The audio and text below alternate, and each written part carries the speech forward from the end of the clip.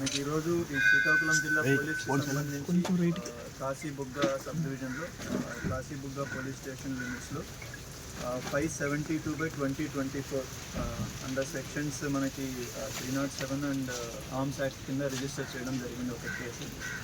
ఇందులో మనకి ఏంటంటే ఒక వ్యక్తిని చంపడం కోసం కొంతమంది బీహార్ రాష్ట్రానికి సంబంధించిన కొంతమంది వ్యక్తుల్ని డబ్బులు ఇచ్చి హైర్ చేసుకొని ఒక వ్యక్తిని చంపడం కోసం కొంతమంది ఇక్కడ ప్రయత్నం చేశారు.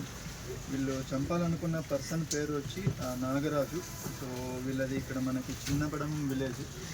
సో వీళ్ళు చంపాలనుకున్న వాళ్ళు వచ్చి అంపోలు శ్రీనివాస్, కూర్మపు ధర్మారావు అండ్ వాళ్ళకి కోటా శ్రీనివాసరావు, వీళ్ళు ఎవరైతే ఉన్నారో వీళ్ళందరూ కలిసి ఆ వ్యక్తిని చంపాలనుకొని చేశారు.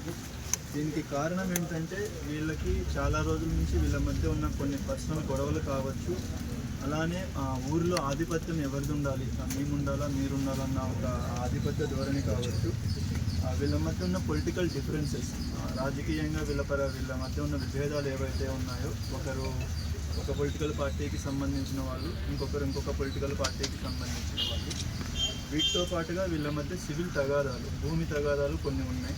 వీళ్ళు కొంచెం రియల్ ఎస్టేట్ చేయడం కావచ్చు, దాంట్లో ఈ డబ్బులు సంబంధించిన గొడవలు ఏవైతే ఉన్నాయో ఆ గొడవలకి సంబంధించి కూడా వీళ్ళ మధ్య ఉన్నాయి. సో వీళ్ళు ఏంటంటే డైరెక్ట్గా వీళ్ళు కాకుండా బయట నుంచి ఒక టీముని తీసుకొని వచ్చి వీళ్ళని చంపి దానికి సాక్ష్యాధారాలు లేకుండా చేసి అది ఎవరు చంపారో తెలియకుండా ఉండాలి అన్నట్లు వీళ్ళ ప్లానింగ్ చేశారు. సో అలా ప్లాన్ చేసి అలా చంపిన తర్వాత మనకి ఏదన్నా ఒక శాంతి భద్రతల సమస్యలాగా ఇది చేయాలన్నది ఒక మోటివ్ అన్నది వీళ్ళకి కనిపిస్తుంది. సో వీళ్ళు మొత్తంగా మనకి బీహార్కి సంబంధించి ఇప్పుడు మనకి 3 దొరికారు. అండ్ ఇక్కడ లోకల్గా పలాసాకు సంబంధించి మొత్తం 4, టోటల్గా 7 మందిని ఈరోజు అరెస్ట్ చేయడం జరుగుతుంది. సో వీళ్ళ ప్లానింగ్ ఏంటంటే వీళ్ళు నవంబర్ 10వ తారీఖున వైజాగ్లో ఒక హోటల్లో కలిశారు వీళ్ళందరూ. సో అక్కడ కలిసి అక్కడ ప్లాన్ చేసి నవంబర్ లాస్ట్ వీక్లో అంటే నవంబర్ 25 నుంచి 30 తారీఖు మధ్యలో ఇక్కడ పలాసాకు వచ్చి ఇక్కడ రెక్కీ చేసుకున్నారు. వాళ్ళ ఇంటి దగ్గరికి వెళ్ళి రెక్కీ చేసుకున్నారు.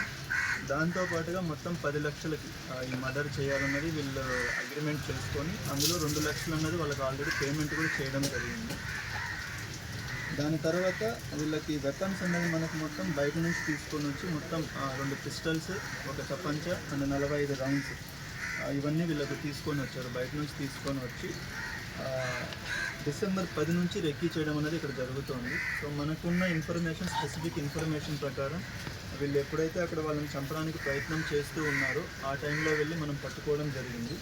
ఈ ప్రాసెస్లో మనకి మొత్తం 2 పిస్టల్స్ని, ఒక తపంచాని, తర్వాత అమ్యునిషన్ అంటే 45 రౌండ్స్ బుల్లెట్స్ని, తర్వాత 3 బైక్స్ని, ఒక కార్ని అండ్ 9 మొబైల్ ఫోన్స్ని అండ్ రిమైనింగ్ థింగ్స్ని కూడా మనం సీజ్ చేయడం జరిగింది.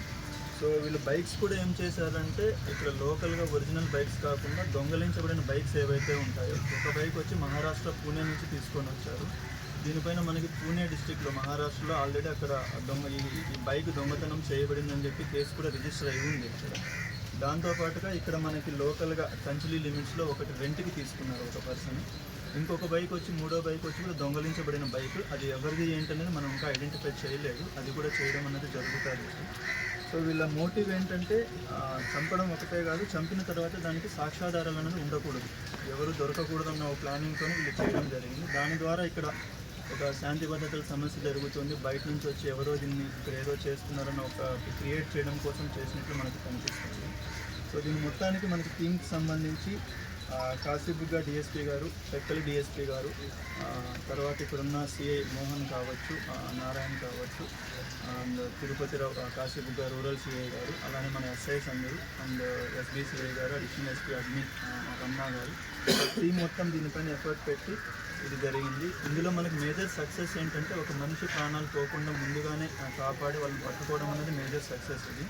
దీంతో పాటుగా మనం 7 మందిని అరెస్ట్ చేయడం కూడా జరిగింది. రిమైనింగ్ మెంబర్స్ ఎవరైతే ఇందులో ఉన్నారో ఫర్దర్ ఇంట్రాగేషన్ చేస్తున్నాము. మనకి ఫర్దర్ సాక్ష్యాధారాలు ఏవైతే ఉన్నాయో దాని ప్రకారం మనం ప్రొసీడ్ అవ్వడం అనేది జరుగుతుంది. పాటుగా ఇంకా కొన్ని బయటికి మనం చెప్పకూడదు కాబట్టి కొన్ని మనం వర్కౌట్ చేసి దాన్ని